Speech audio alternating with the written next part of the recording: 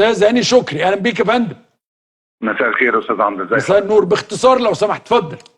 طيب انا في بس بعض النقاط، سلامي الاستاذ سليمان وهدان، بعض النقاط ذكرها انا عايز اعلق عليها.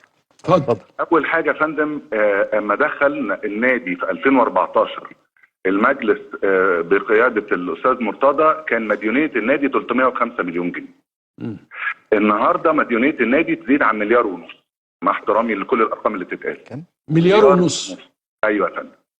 ده واحد. اتنين، انت عندك نادي مديون، التعاقدات اللي اتعملت في اللعيبه في السيزون ده بس مليار 48 مليون. مليار 48 مليون. اللعيبه اللي حضرتك شايفها النهارده في الملعب دي متعاقد فيها عقودهم الاجمالي بتاعتها، انا مستعد اتحاسب على الكلام ده. هاتوا العقود، والعقود منشوره على النت. ده كرة القدم ولا كرة القدم؟ كرة القدم يا فندم، مليار 48 مليون. لو لا حضرتك انا ممكن راجع هاني بيه، بس الارقام دي ارقام مش انا صحيحه. براجع يا فندم، معلش انا براجع. انا اللي بمضي العقود على فكره.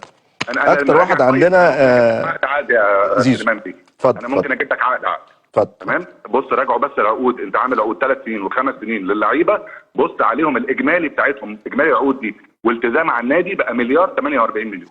حضرتك راجعها، وانا ممكن ابعت لك الورقه يا عمرو بيه بكره، وبأذكر الرقم مظبوط في الثاني بكره في الحلقه.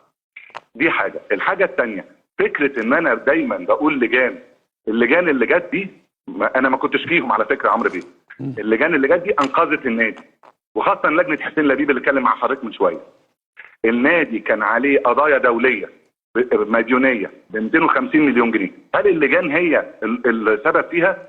هو هل في ينفع انه انا النهارده ما احضرش هيرنج بتاع الفيفا فيتعمل عليا حكم بمليون و200 الف دولار عشان ما حضرتش الهيرنج، عشان ما صحيتش بدري؟